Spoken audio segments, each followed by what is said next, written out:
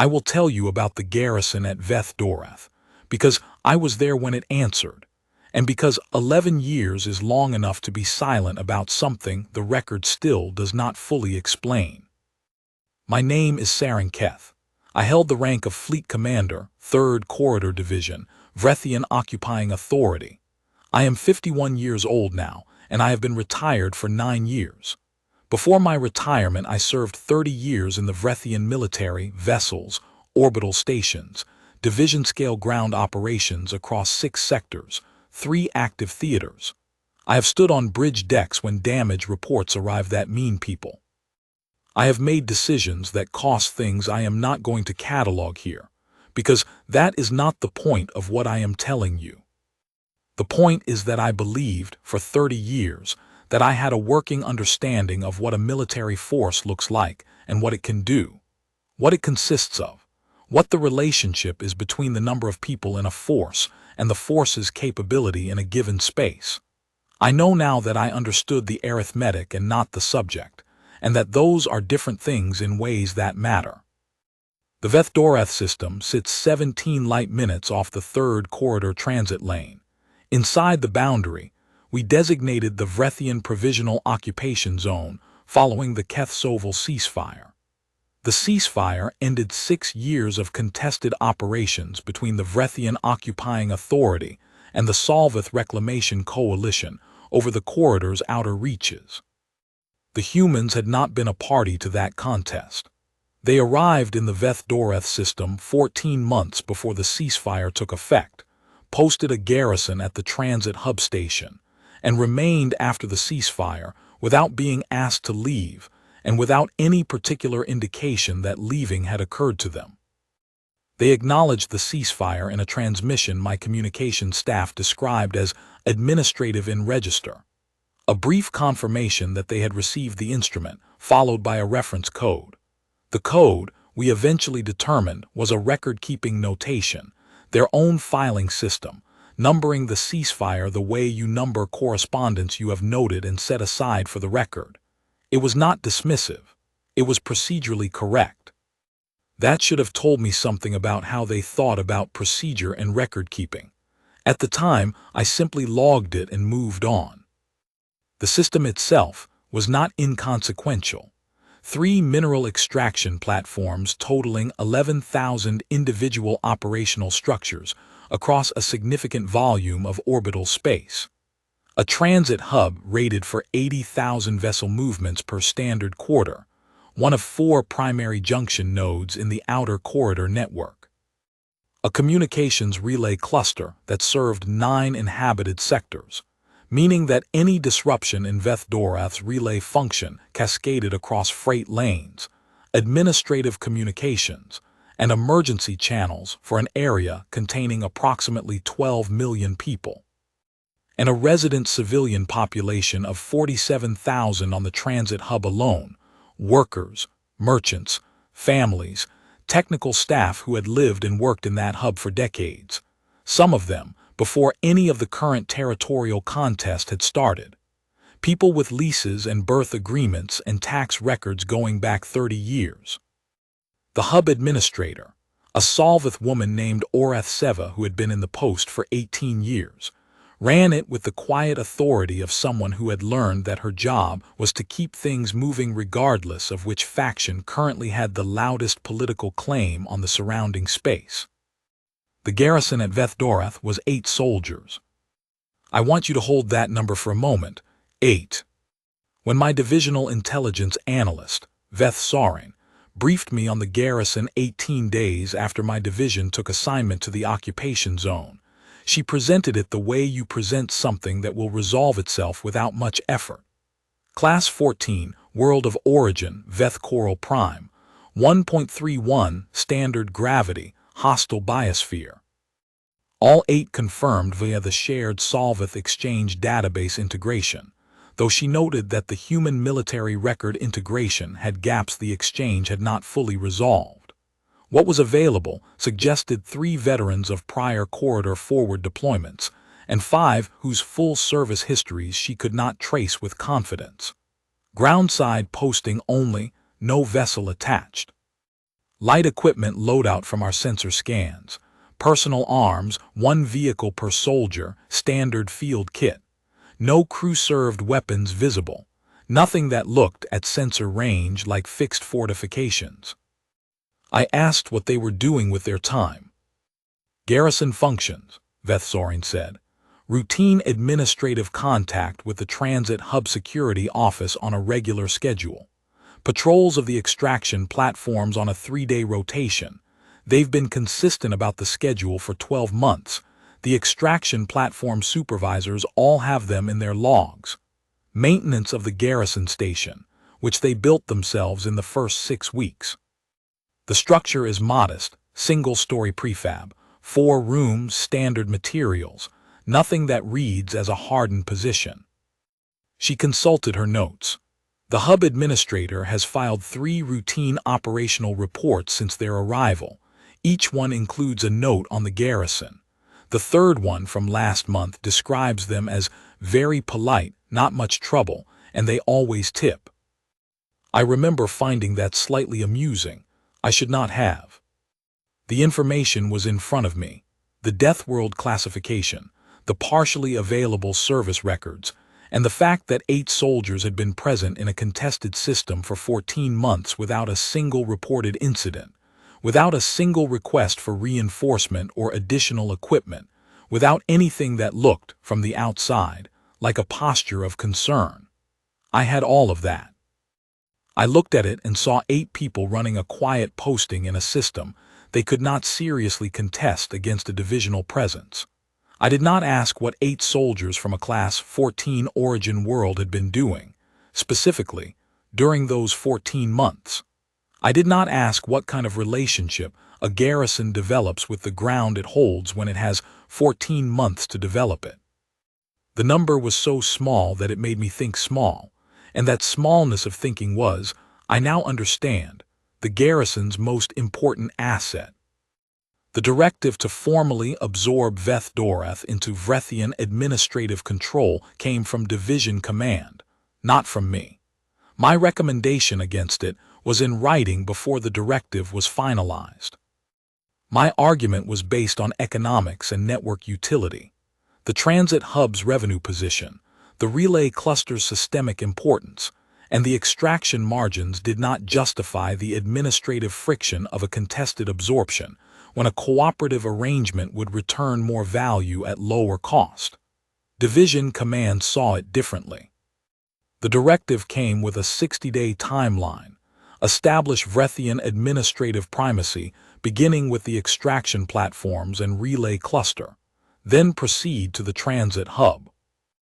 On day 1 of the timeline, we transmitted the formal notification, a standard administrative instrument, a legal description of the transfer of administrative authority, a request to acknowledge and stand down from garrison function, and an offer of standard passage to the nearest non-occupation zone.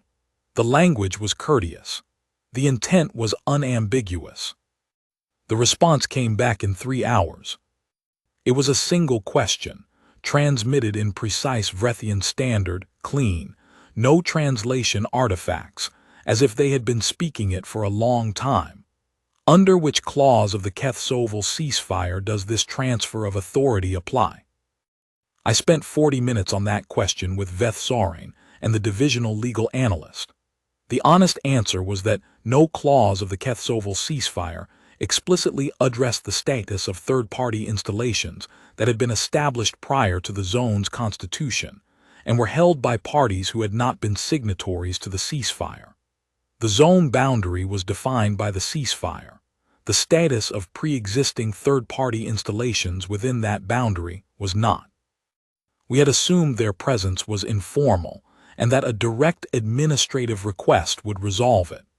The question made clear they did not share that assumption, and that they had read the ceasefire carefully enough to know exactly where our legal position was weakest.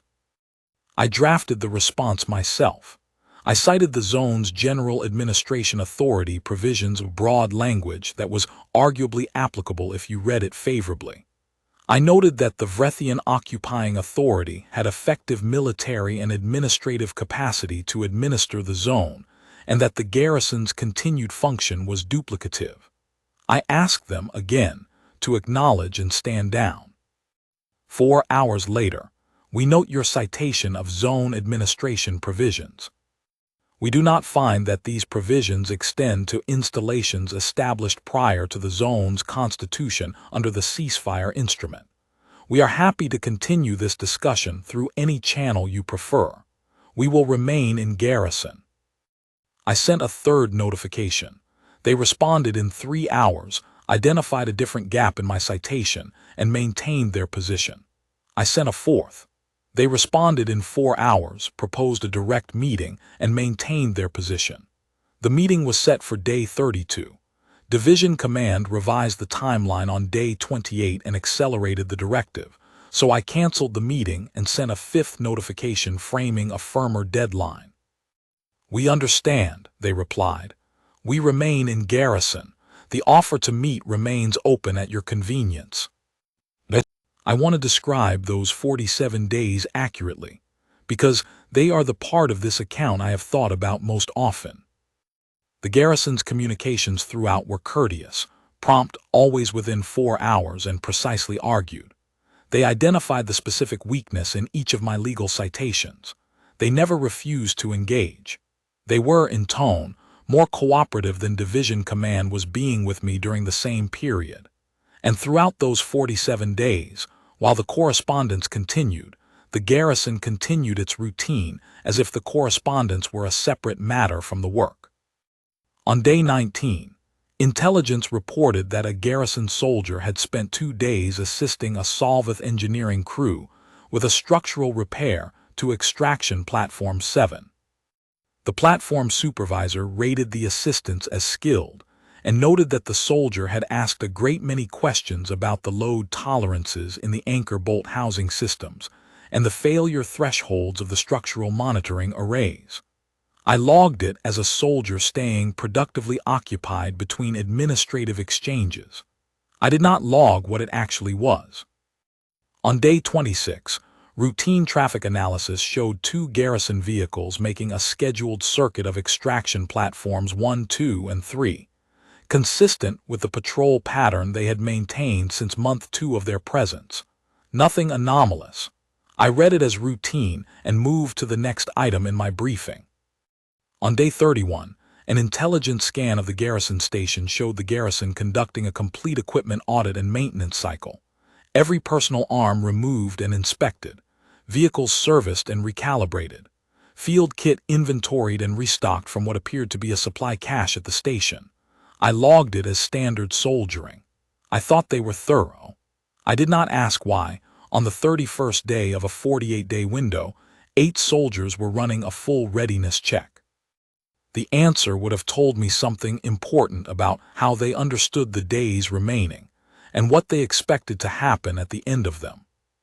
On day 41, I transmitted a 6th notification with a formal request for a direct meeting at their earliest convenience. No preconditions. The response was immediate. "We are available at your convenience. We remain in Garrison." Division Command, by this point, was reading the Garrison's responses as deliberate obstructionism, a delay strategy designed to push the absorption past the timeline and force a diplomatic resolution at a level above my authority. I read it the same way. I understand now that we were both wrong and that the error was not in our reading of their intent, but in our assumption about what they were doing while the correspondence continued. We thought they were stalling. They were not stalling. They were finished. They had been finished, I believe, for several months. The correspondence was not a delay strategy. It was, from their perspective, a professional courtesy, a set of opportunities for us to reconsider our position before we discovered what the position actually was. The directive for physical assumption of control came on day 48. The operation was simple on paper. 3 patrol vessels from my division's complement to establish a visible orbital presence. A ground team of 42 soldiers under Ground Team Commander Veth-Dorath to take physical custody of the Garrison station and direct the Garrison personnel to stand aside. A parallel administrative team to assume the relay cluster's control frequencies. The ground team's rules of engagement were clear.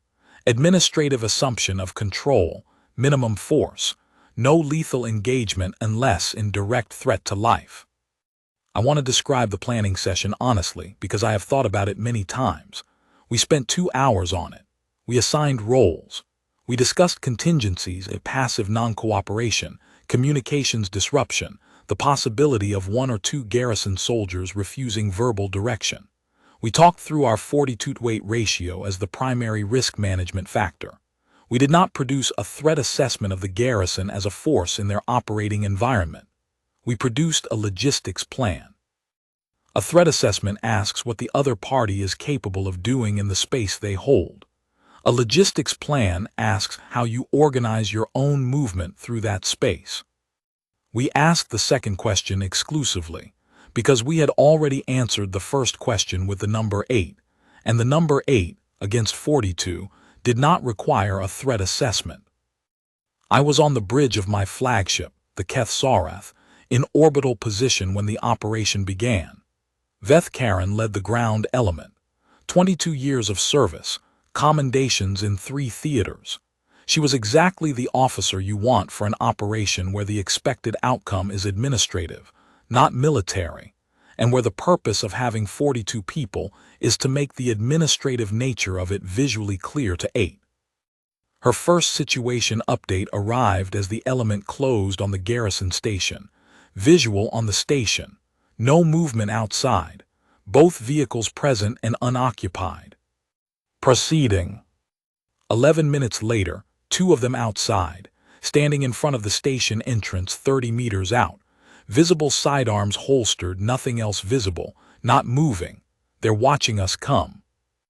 I asked for a visual feed. She routed it through.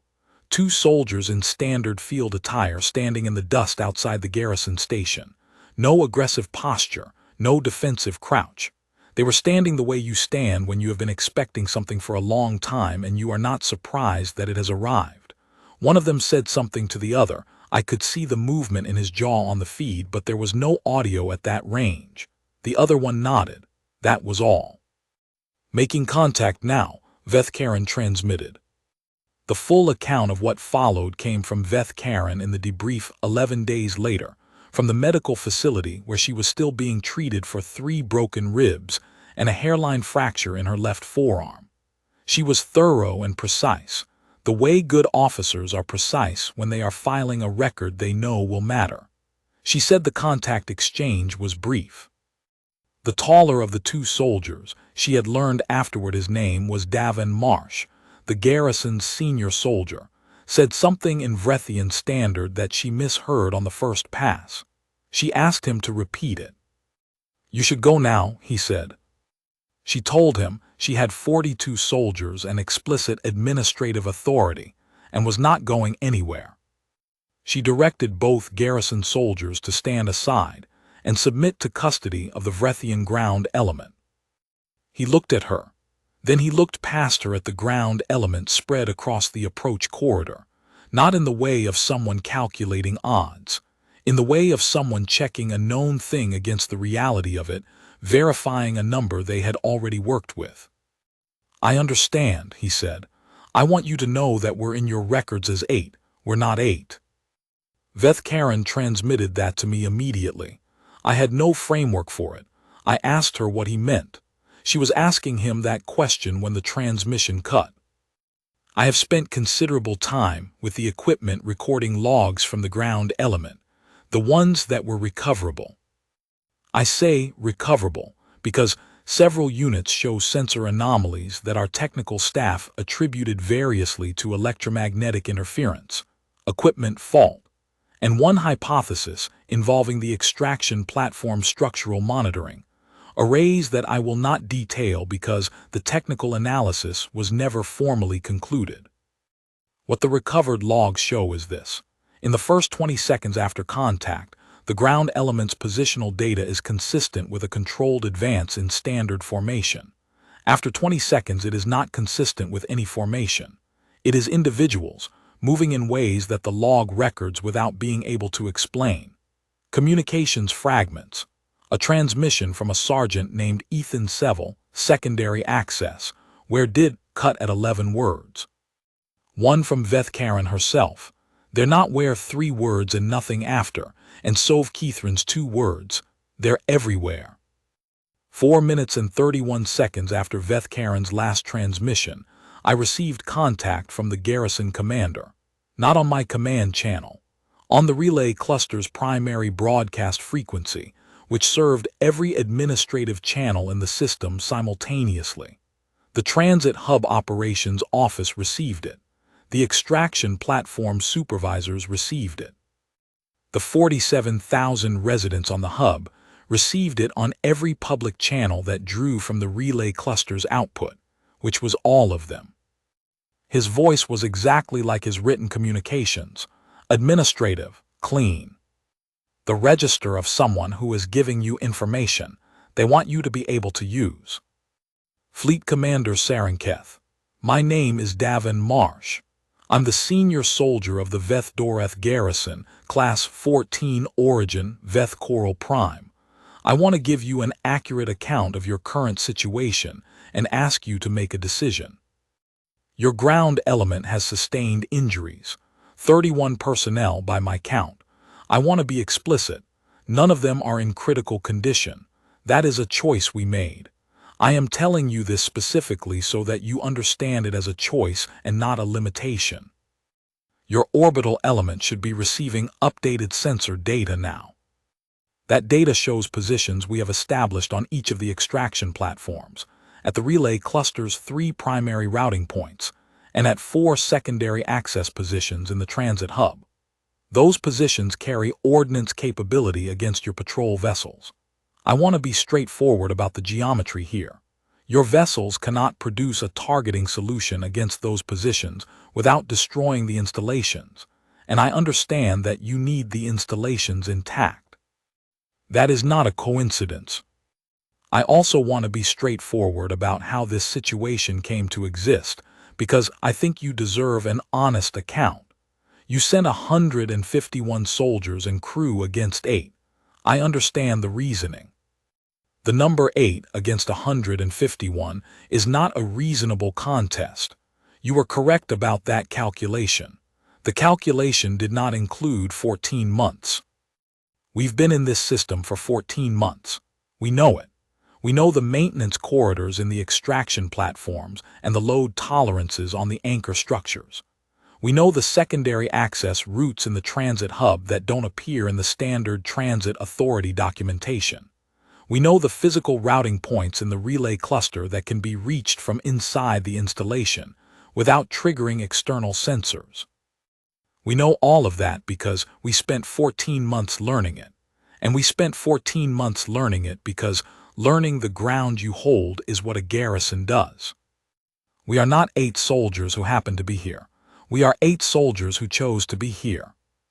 A pause, 1 measured breath. I'm going to summarize your options, and then I'm going to give you 30 minutes. He spent 6 minutes on the summary. He was thorough. He described each of the positions his soldiers held with enough specificity that I could verify them against the incoming sensor data in real time, and I did, and they were accurate. He described the ordnance capability at each position, the response time from my orbital vessels to each point, and the cascading effect on corridor network traffic if the relay cluster went offline. He noted, and I noticed that he said it twice, at the beginning and at the end of the summary, that none of my ground elements' injuries were critical, and that this had been a decision, and that decisions can be reconsidered. He described precisely what my orbital vessels could and could not do given the positions, and he was right about all of it. And none of the people who had planned this operation with me 2 hours ago had known any of it, because we had not asked. You have 3 options, he said. Withdraw your ground element and your orbital vessels, transmit a formal withdrawal of the absorption directive, and we return to the situation as it existed this morning. Attempt to take the positions by force, in which case you will lose the installations, most of your orbital complement, and a number of your crew I would prefer not to specify. Or maintain your current position, which achieves the same outcome as the second option more slowly. I recommend the first option. You have 30 minutes. The transmission closed. My tactical officer, Ethan Vore, was reading the sensor overlay and not saying anything. My communications officer was looking at me. The bridge was very quiet in the specific way that a command bridge is quiet when everyone on it is waiting for someone to say something, and no one has anything to say.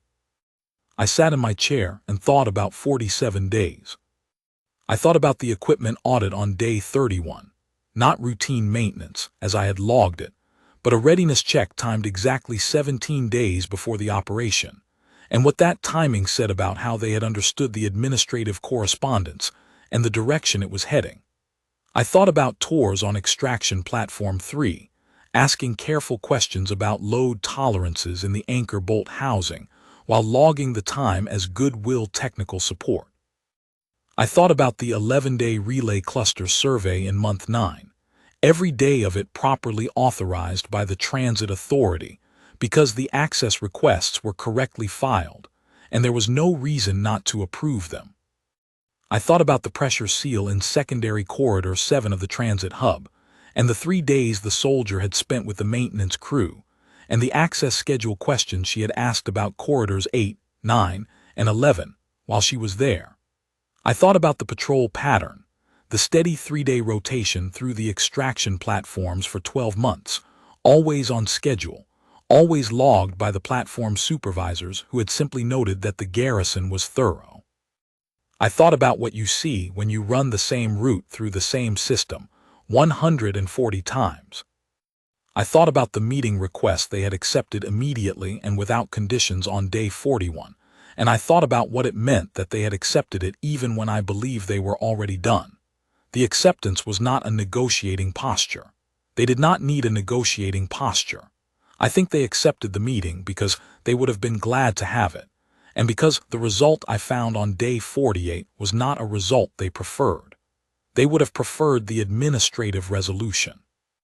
When I canceled the meeting and sent the 5th notification with the firmer deadline, they had said, "We understand," and meant it, and then they had finished the preparations they were already finishing. Veth-Dorath came to stand beside my chair. She put the sensor overlay down on the console in front of me without speaking. The positions were precisely where Davin Marsh had described them. "He had 47 days of warning," she said quietly. "He had 14 months of preparation," I said. She looked at the overlay. "What are we doing, Fleet Commander?" I transmitted the ground element withdrawal at the 19th minute. Medical triage and stabilization took another 22 minutes before the element could move. The formal withdrawal of the absorption directive went to Division Command at the 29th minute. I transmitted it before I had spoken to Division Command about it, because I did not want there to be a 31st minute. The conversation with Division Command that followed was the most difficult of my career. I said what I believed to be true, I documented it, and I would make the same decisions in the same order again. The garrison acknowledged our withdrawal in a single transmission. "Acknowledged, thank you for your time." The relay cluster came back to full operational function 18 minutes after our last vessel cleared minimum safe distance. The extraction platform operations resumed on schedule that afternoon. Orath Seva, the hub administrator, filed her routine operational report for the day at her standard submission time. 44 berth movements, all routine. No incidents noted. I checked the report that evening because I needed to understand what the day looked like from where she sat. And what I found was that, from where she sat, the day had been ordinary. Veth-Dorath brought the preliminary after-action analysis 4 hours later. 31 injuries in the ground element, contusions, fractures, 1 partial dislocation, none critical, no orbital vessels damaged. 2 garrison soldiers had sustained minor injuries. She had confirmed this from medical supply requisitions filed with the transit hub pharmacy on the garrison standing account, paid promptly, and on their standard billing cycle. Then she walked me through what she had found in the access records. Month 2 of the garrison's presence. 2 soldiers file for Transit Authority clearance to survey the relay cluster's external routing infrastructure. 11-day survey, every day authorized, documentation filed on schedule. The survey notes, which the Transit Authority kept as standard practice, showed a level of specificity about the physical routing junctions that went, as Veth-Dorath put it, considerably beyond what a standard external survey would require. Month 4. A soldier assists with a pressure seal repair in Secondary Corridor 7 of the Transit Hub. 3 days logged as goodwill maintenance support, rated positively by the Hub maintenance supervisor. The maintenance log also shows the soldier asked about access schedules for Corridors 8, 9, and 11, explaining she wanted to avoid being in the way during maintenance windows. Corridors 8, 9, and 11 were 3 of the 4 secondary access points the Garrison used on Day 48. Month 7. Tours 3 weeks on Extraction Platform 3 as voluntary technical support during a scheduled overhaul. Anchor bolt housing systems, structural monitoring arrays, tolerances and failure thresholds. The platform supervisor's assessment note. Skilled support asked many questions, left the spaces clean. Month 9. The 11-day relay cluster survey. Month 11. 2 soldiers file for maintenance access to secondary structural corridors in extraction platforms 1 and 2. 4 days of access, documented correctly, rated positively. A degraded pressure coupling replaced. 2 environmental systems serviced. The corridors were left cleaner than they were found. Month 13. A single soldier files for a Transit Hub facilities inspection of the Northern Secondary Ring. 1 day. Purpose listed as coordination with Hub security regarding Garrison patrol routing. The security office approved it on day of receipt. The inspection covered all 12 of the secondary access routes in the Hub's northern ring. Every access request correctly filed, Veth-Dorath said. Every contact documented. Every question framed as assistance or operational coordination. Nothing that would make a reviewing officer look twice. She set the last page down. They built a defensive network from inside the system, using the system's own administrative processes to give them legitimate access to every component of it. By the time we arrived, they had the relay cluster's routing control, the extraction platform structural failure points mapped to their tolerances, and at least 12 secondary access routes in the Transit Hub that are not in any document we had. She paused. We had a file on the Garrison. We didn't have a file on what the Garrison had been doing. How long ago did they have this ready? I said. She considered it.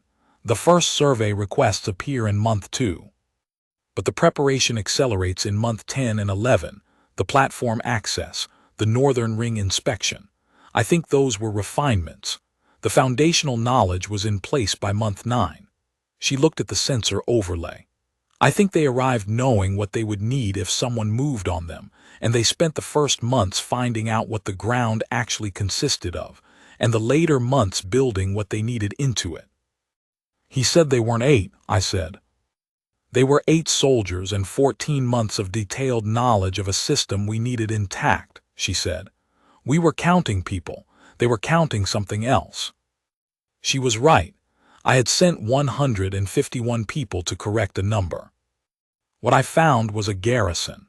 Not the word, not the administrative designation, but the thing the word describes when people who understand it use it. A small force in a fixed position that has made the position itself an extension of its capability, so that contesting the force requires contesting the position, and contesting the position requires destroying the thing you came to hold. We had given them 47 days of warning. They had spent 14 months making sure 47 days was more than enough. The 30-minute clock was not theater. It was arithmetic, done carefully, by people who had had a long time to check their work. I filed a full report to Division Command. I recommended formal designation of Veth-Dorath as a non-absorption zone for the duration of the Occupation Authority's mandate.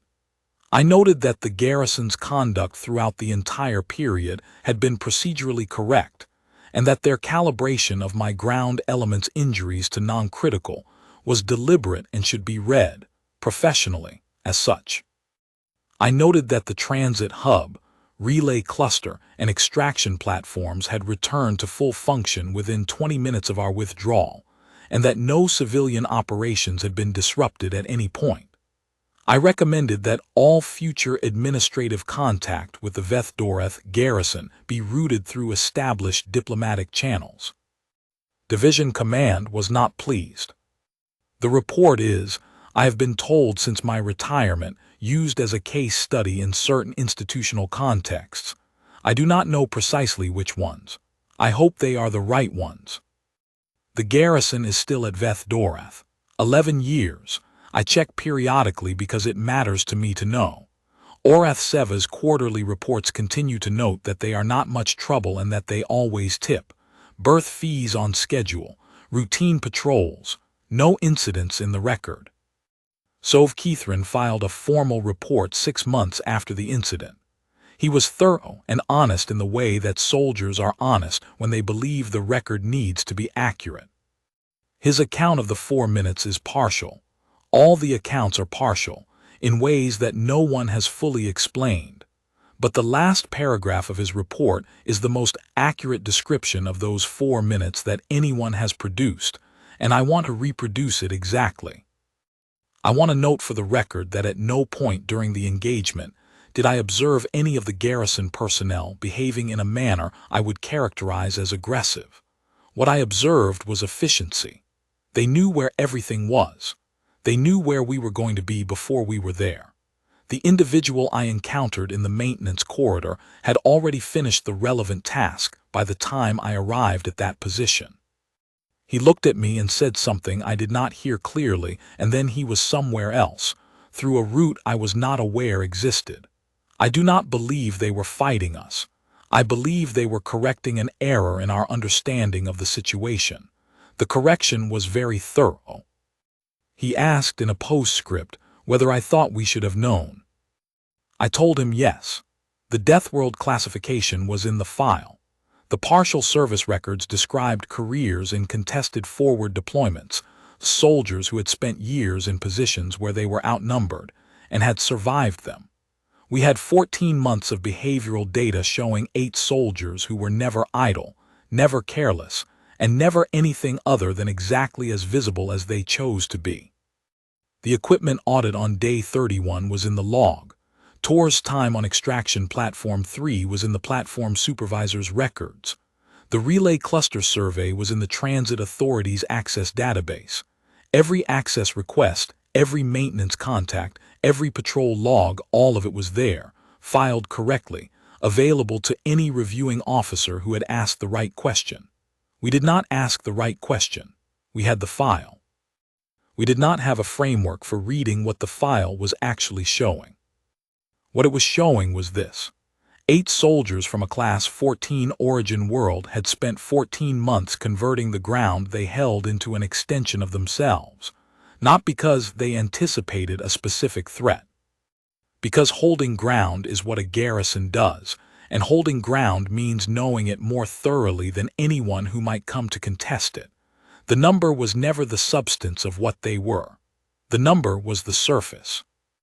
What was under the surface was a systematic and patient understanding of every load tolerance, access route, routing junction, and secondary corridor in a system that we needed intact, and the professional discipline to spend 14 months building that understanding through work that was always visible, always correctly filed, and always framed as something other than what it was in aggregate.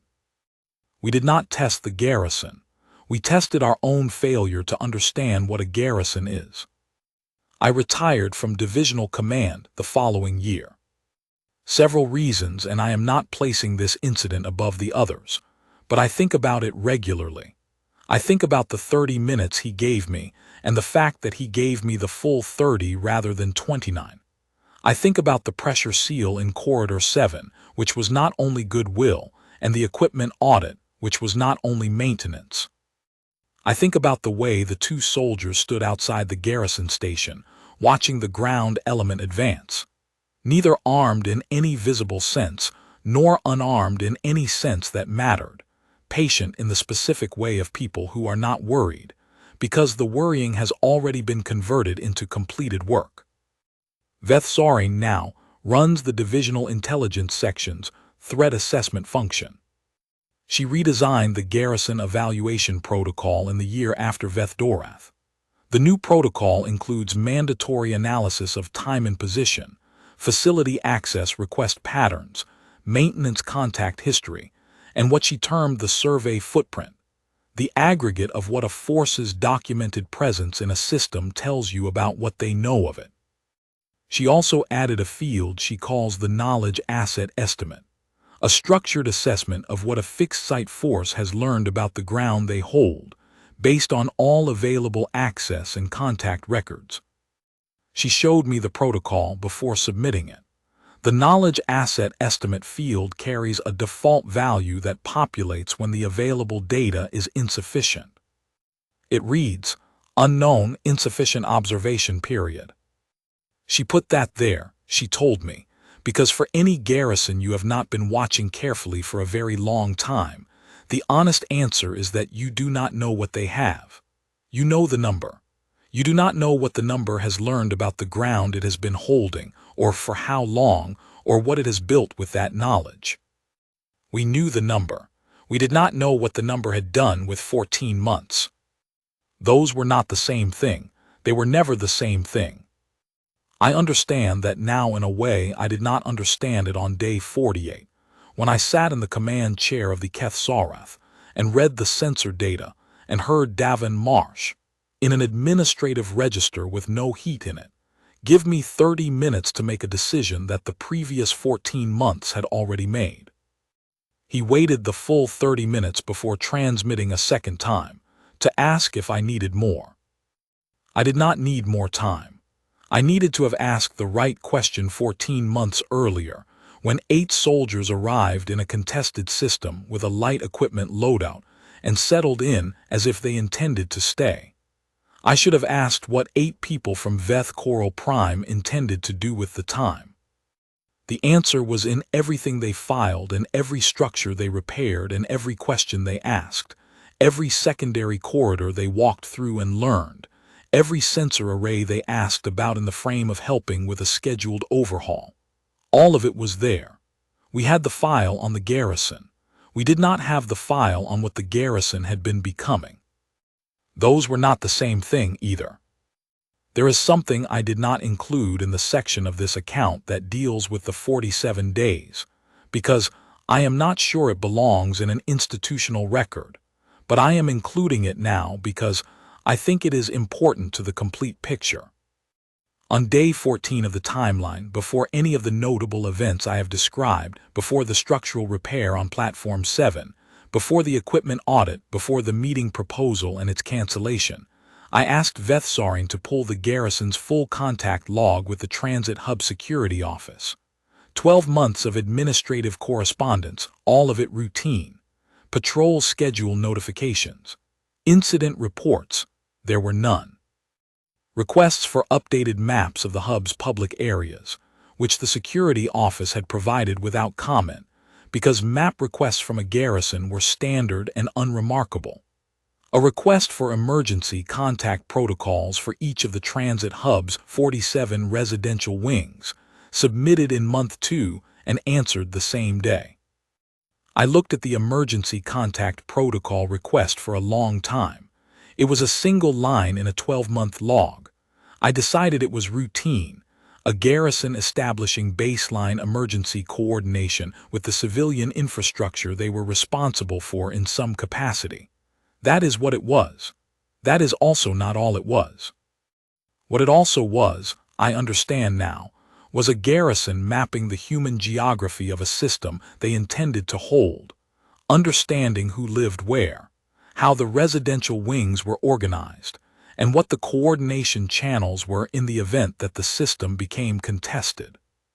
The emergency protocols were useful for their stated purpose, and also useful for understanding 47,000 people's distribution across a transit hub, and where the contact points were if those people needed to be factored into an operational calculation. They were not threatening the civilians. I want to be clear about that, because the record should be clear about it. Nothing they did at any point was a threat to the civilian population, but they were thinking about the system whole, the way you think about a system when you are responsible for it and intend to remain responsible for it. And thinking about it whole means thinking about the people in it as part of the ground you hold. I had not thought about the people in the system at all during the 48-day timeline. I had thought about the extraction platforms, the relay cluster, and the transit hub as administrative and economic assets. The Garrison had been thinking about 47,000 people for 14 months, and the emergency contact protocols, and the patrol rotation that took them through the extraction platforms on a schedule the supervisors could set their logs by, and the pressure seal in Corridor 7 that kept the civilian section properly pressurized. All of it was part of the same understanding of what holding this system actually meant. When Davin Marsh said on the relay cluster's broadcast frequency that none of my ground elements' injuries were critical and that this was a choice, I believe he meant it in a specific technical sense. They had the capability to make other choices, and they chose not to. But I also believe he meant it in a larger sense, which is that every choice they had made in 14 months had been a choice, and the choices had been consistent. They had chosen to be in this system. They had chosen to learn it. They had chosen to be visible and correct and polite. They had chosen not to fortify the Garrison station in any way that would read on sensor scan as a hardened position, because a hardened position announces a defensive posture, and they did not want to announce a defensive posture. They wanted the defensive posture to be invisible until the moment it needed to be visible. They had chosen the moment for it to be visible. They had chosen, in the middle of the 4 minutes, that none of 31 people would die. Those were not reactive choices. They were a long sequence of considered decisions made by people who had been thinking about this system and what it meant to hold it for longer than anyone had thought to wonder about. I did not file this section of my thinking in the formal report. The formal report is institutional. This is something else. But Veth-Dorath and I talked about it in the weeks after the incident, and she said something I have not been able to set aside. They didn't fortify the station, she said. Nothing visible.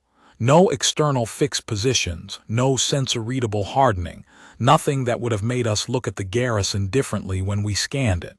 That was deliberate too. I had thought about that, because a fortified Garrison station would have changed how we planned.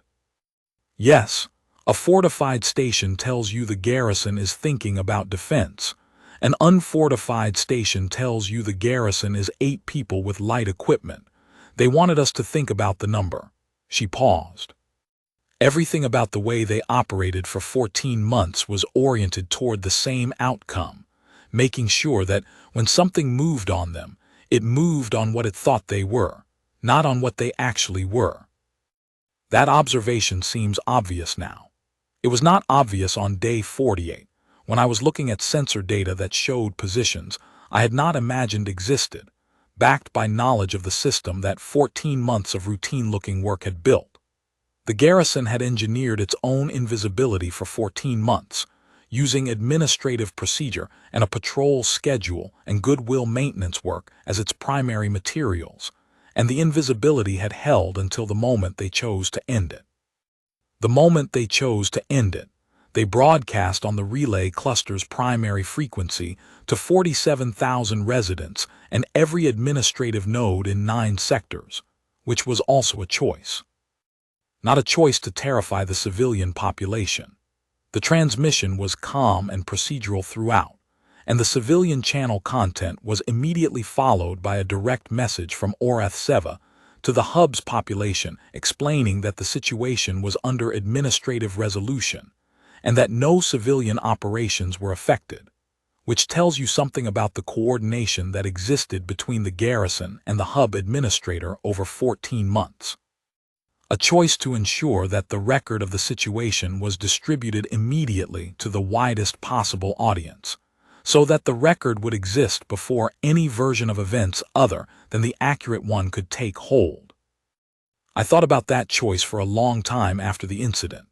14 months of working with a hub administrator who filed reports noting they were not much trouble and that they always tipped. And then, at the critical moment, a broadcast on the relay cluster's primary frequency that the hub administrator followed immediately with a public reassurance, using language that suggested she had been briefed on exactly this scenario in advance and knew what to say. I do not know for certain that Veth-Dorath had been briefed. I did not ask her, and she did not volunteer it, and the formal record does not show it. But 14 months is a long time to share a transit hub with 8 soldiers who fix pressure seals and always tip, and I think a capable administrator who has been watching that situation for 14 months has a reasonably clear idea of what the soldiers are there for and what they are prepared to do. The hub administrator's operational report for day 48, filed at her standard submission time, contained one additional line that was not in her standard template. Under the remarks section, which she typically left blank, she had written, "Garrison personnel conducted operations in cooperation with hub administrative functions. No disruption to civilian operations occurred." I read that line several times. In cooperation with hub administrative functions, not in the hub, not affecting the hub, in cooperation with. It was precise language, the kind of language a careful administrator uses when she wants to say something accurate without saying more than is necessary. The garrison was still there when Veth-Dorath retired, 6 years after the incident. Her farewell remarks to the hub staff, which were filed as a public record in the Transit Authority's administrative archive, included a paragraph thanking the garrison soldiers by name for their contribution to hub safety and operations over their years of presence. She named all 8. She listed specific contributions: infrastructure repairs, emergency response coordination, public safety assistance during 2 civilian incidents I had not known about. The paragraph closed with a sentence that I have read enough times to remember exactly. They were always here when it mattered, and they never made it look like anything other than ordinary, which I think was the point. I believe she was right. I believe that was the point, to be present and functional and ordinary-looking, and to let the ordinariness do its work over 14 months until the work was finished, and the ordinary appearance was no longer required. It is a very specific kind of capability, not a flashy one. Not a kind that announces itself on any sensor scan or shows up in any record as anything other than routine until the moment it has finished being routine. I have thought about it often in the 9 years since my retirement, and I have not found a better description for it than the one Veth-Dorath provided in the last lines of his report. They were correcting an error in our understanding of the situation. The correction was very thorough. The error was ours. The garrison was 8 people who had spent 14 months becoming something a number cannot describe. We sent 151 people to deal with a number. What we found was the something else. One more thing. I said at the beginning that 11 years is long enough to be silent about something the record does not fully explain, and I want to be clear about what I mean by that. The formal record, the transmission logs, the equipment recording fragments, the medical reports, the after-action analysis, Veth-Dorath's access pattern reconstruction, Veth-Dorath's account, and the formal report I filed. All of those exist and are accurate as far as they go. What the formal record does not explain is the 4 minutes, not in any way that satisfies a reviewing officer who wants to understand the mechanics. The recoverable logs account for approximately 40% of the ground element's experience in those 4 minutes. The rest is inference from the injury distribution, from Veth-Dorath's account, from Veth-Dorath's account, and from the positions the garrison held after the 4 minutes were over. What happened in those 4 minutes, specifically, in the maintenance corridors and the secondary access points, and the approach to the Garrison station, is something that 8 soldiers and 31 injured members of my ground element know, and the formal record does not. I have thought about asking Davin Marsh. I am going to be honest. I have thought about it many times. There is a standard diplomatic contact channel now, established after the non-absorption designation went through, and the Garrison has responded through it on the 2 occasions when the channel was used for substantive matters. I have not used it for this purpose. I have not used it partly because I am not sure the question is one I have a right to ask, and partly because I think the 4 minutes are not really the point. The point is the 14 months. The 4 minutes were the end of the 14 months. The question that matters is not what happened in the 4 minutes, but what happened in the 14 months that made the 4 minutes possible, and that question Veth-Dorath has answered as well as anyone can. I will leave the formal record where it is. This account is the part that does not belong in the formal record. The thinking, the reconstruction, the things I understood too late. I am recording it because I believe it is true, and because the Garrison at Veth-Dorath deserves to have someone record, accurately, what they actually did. They held a system for 14 months with 8 soldiers, correctly and politely, and without a single reported incident.